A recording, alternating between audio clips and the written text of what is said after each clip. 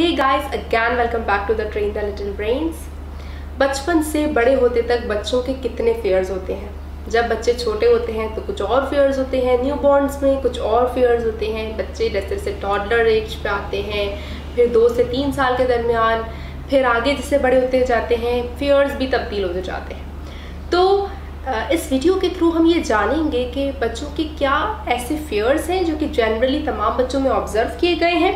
इसके अलावा हम ये देखेंगे कि हम ऐसी कौन सी स्ट्रेटजीज प्लान करें जनरली, मतलब बिल्कुल जनरली बात करेंगे क्योंकि हर बच्चे के डिफरेंट फेयर होता है, तो हम किसी एक फेयर को लेके बात नहीं कर सकते। तो हम बिल्कुल जनरली बात करेंगे कि हम फेयर्स को किस तरह से रिमूव कर सकें।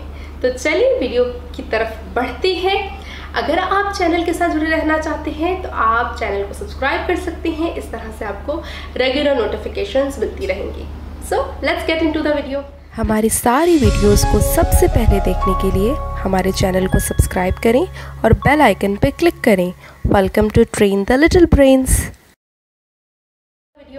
तो चलिए न्यू बॉर्न के फेयर्स से शुरू करते हैं। न्यू बॉर्न्स को 2 तरह के फेयर्स बहुत ज़्यादा होते हैं। दैट इज़ कि अगर वो कोई बहुत ज़्यादा लाउड नॉइज़ सुनते हैं तो उस पर उससे भी उनको डर लगता है, और दूसरा फेयर होता है कि कहीं से वो अगर गिर जाते हैं तो उससे भी उनको डर लगता है। तो ये बेसिकली ये फिनोमेना क्यों होता है? वजह ये है कि चूँकि इनका नर्वस सिस्टम बहुत ज़्यादा वीक होता है। जिस तरह से बच्चे बड़े होते जाते हैं इनका नर्वस सिस्टम ग्रेजुअली डेवलप होता जाता है और फिर वो यूज्ड टू हो जाते हैं उन तमाम तरह के साउंड्स के। जो साउंड्स आपको कॉमन लगते हैं वो उनके लिए उसकी जो फ्रीक्वेंसी है बेसिकली वो बच्चों को ज़रा ज़्यादा ज़ोर से हिट करती है। यही वजह है कि बच्चे जो हैं वो अपनी सेंसिटिवनेस की वजह से इन लाउड नॉइसेस से ज़रा ज़्यादा फेयरफुल रहते हैं। तो इसको आपने कैसे टैकल करना है? जस्ट डू नथिंग, क्योंकि जैसे जैसे बच्चा बड़ा होता जाएगा ये फेयर जो है बच्चे का खुद ब खुद चले जाना है। तो आपको क्या करना है कि अगर ऐसा कुछ कभी हो कि जिसमें बच्चा किसी लाउड नॉइज से डर गया है तो जस्ट हग हिम या हग हर। तो हगिंग जो है वो बच्चे को बहुत ज़्यादा काम करती है सूद करने के लिए। And just tell that you are there for them. तो इस तरह से बच्चा थोड़ा सा काम डाउन हो जाएगा। इसके बाद जो नेक्स्ट फेयर आता है सेपरेशन एंजाइटी। बच्चे जैसे जैसे बड़े होते जाते हैं सेपरेशन एंजाइटी की तरफ ज़्यादा आ जाते हैं। तो आपने अक्सर ऑब्जर्व किया होगा कि 8 से 10 महीने से पहले बच्चे ज़रा ज़्यादा रो रहे होते हैं अगर आप उनके पास नहीं हैं। वजह क्या है? 8 से 10 महीने के जो टाइम होता है इसमें बच्चे के दिमाग में बेसिकली ऑब्जेक्ट परमानेंस का कॉन्सेप्ट आ जाता है। ऑब्जेक्ट परमानेंस क्या है? इसका मतलब ये है कि कोई भी चीज़ अगर आपकी आंखों के सामने नहीं है पर वो फिर भी एग्जिस्ट करती है।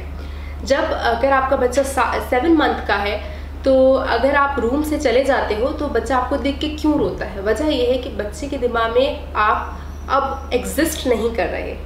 बच्चे को नहीं पता कि if you are not in the room that's mean that you are still there. ये कंसेप्ट बच्चा 8 मंथ से ज़रा शुरू करता है डेवलप करना, और 10 मंथ तक उसको ये कंसेप्ट अच्छे से समझ आ जाता है कि if a person is not there but it still exist. जो दूसरा फेयर है कि बच्चे स्ट्रेंजर से ज़रा मिलते हैं तो उनसे ज़रा घबराने लगते हैं, माँ बाप की तरफ ज़रा ज़्यादा चिपकने लग जाते हैं, डरते हैं स्ट्रेंजर्स के पास जाने से।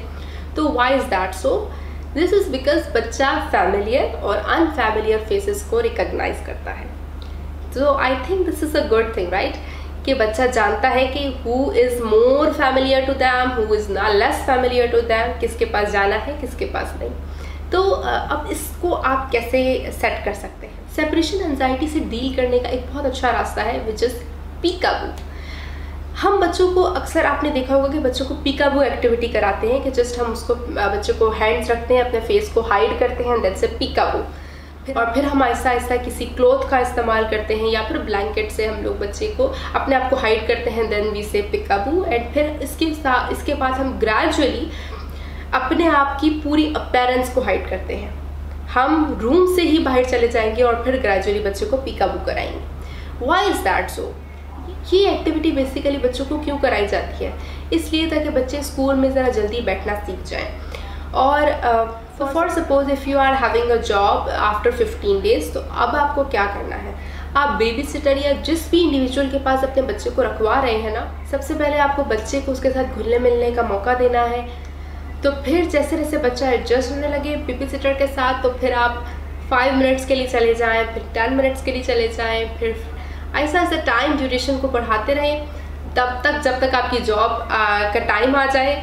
तब फिर आप आराम से बच्चे को उसके साथ छोड़ सकते हैं। इस टाइम तक ये होगा कि बच्चा उसके साथ ज़रा सेटल हो जाएगा, आपकी एब्सेंस को एक्सेप्ट कर लेगा। तो इस तरह से उसको ज़रा सेपरेशन एंजाइटी से हम निकाल सकते हैं। एक चीज़ जो कि बहुत ज़्यादा ऑब्जर्व की गई है कि पेरेंट्स जो है छुपके से बच्चों को छोड़ के चले जाते हैं। तो इससे ये होता है कि बच्चे बहुत ज़्यादा एकदम से, एक तो बच्चे को शॉक फील होता है कि ये मेरे साथ क्या हो। तो इसके लिए आप ये कर सकते हैं कि गुड बाय प्रैक्टिस बनाएं। जब भी आप कहीं जा रहे हो तो just say good by two baby, इस तरह से एक बच्चे को गुड बाय प्रैक्टिस भी सीखेंगे। ऑब्वियसली आई नो कि ये इतना आसान नहीं है, बच्चे तब भी रोते हैं, बट आप जब जाएंगे बच्चे को बता के कि आई एम गोइंग, और फिर जब आप वापस आएंगे तो बच्चे के दिमाग में एक ट्रस्ट बिल्ड होगा, वो आप पे बिलीव करेगा। एंड फिर नेक्स्ट टाइम जब आप गुड बाय कहेंगे तो बच्चे के दिमाग में एक चीज़ सेट होगी कि my mama and daddy are going to come back. जब आप बच्चे को एकदम से आप जब गायब हो जाते हो ना, तो बच्चे के दिमाग में ये चीज़ एक तो शॉक की तरह जाती है, दूसरा बच्चे को पता ही नहीं है कि आप आने वाले हो या नहीं आने वाले हो, तो बच्चा और भी डिप्रेशन में चला जाता है। So it is good to say goodbye. एक और फियर जो बहुत कॉमनली ऑब्जर्व है, fear of noises, fear of creature, fear of dark. तो कुछ बच्चे टॉयलेट के फ्लशिंग की वॉइस से डर जाते हैं, कुछ बच्चे आंट से, कुछ बीज से डर जाते हैं। तो बहुत सारी चीज़ें होती हैं जिससे बच्चे डर जाते हैं। कुछ बच्चे डॉग बार्किंग से डर जाते हैं। तो अब आप इसके लिए क्या करोगे? Just let them explore. कुछ स्टोरी बुक्स निकालो या कोई पोएम्स, ऐसी चीज़ जिससे बच्चा उस चीज़ को समझ सके। अगर बच्चा डॉग बार्किंग से डर रहा है तो आप ये बच्चे को समझने में हेल्प करो कि this is the language of dogs. जैसे हम बात करते हैं इस तरह से डॉग्स भी बात करते हैं।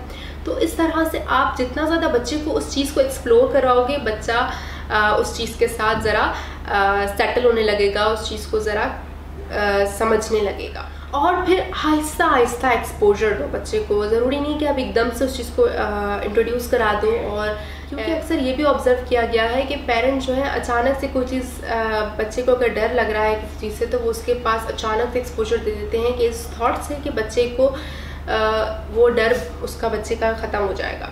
लेकिन ऐसा नहीं होता। जब आप बच्चे को एकदम से एक्सपोजर देते हो तो बच्चा और डर जाता है, और इस तरह से ज़रा आपका बॉन्ड भी अफेक्ट हो जाता है। क्योंकि जब आप बच्चे को अचानक से एक्सपोजर दोगे तो बच्चा और भी डर जाएगा।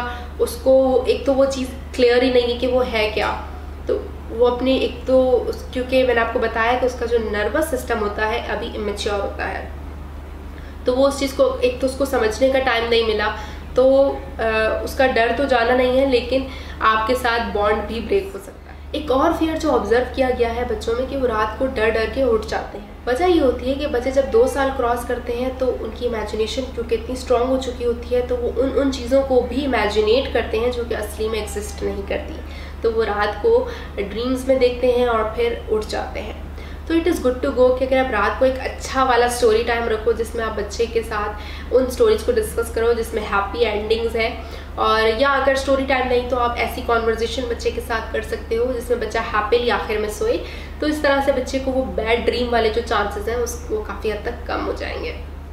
एक और जनरल सी स्ट्रेटजी आपको बताऊँ किसी भी फेयर को टैकल करने के लिए, which is recognising and acknowledging fair.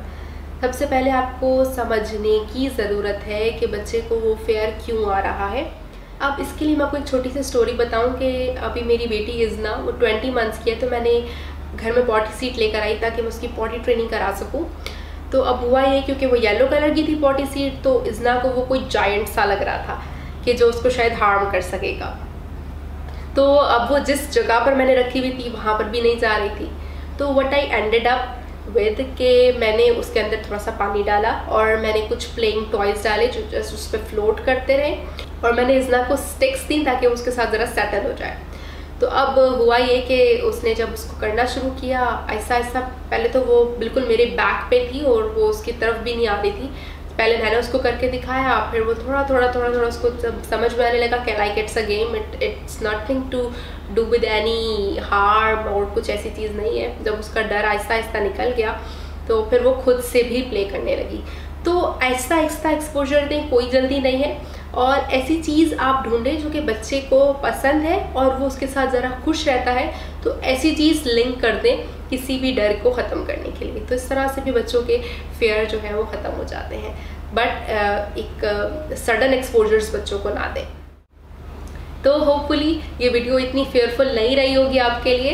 अगर आपको वीडियो पसंद आई है और आपको ये स्ट्रैटेजीज़ ने आपको अगर हेल्प किया है बच्चे का फेयर ख़त्म करने में, then definitely let us know in the comment section. अगर वीडियो पसंद आई है तो लाइक कर दें और चैनल को सब्सक्राइब कर लें। So meeting you in the next video, bye bye.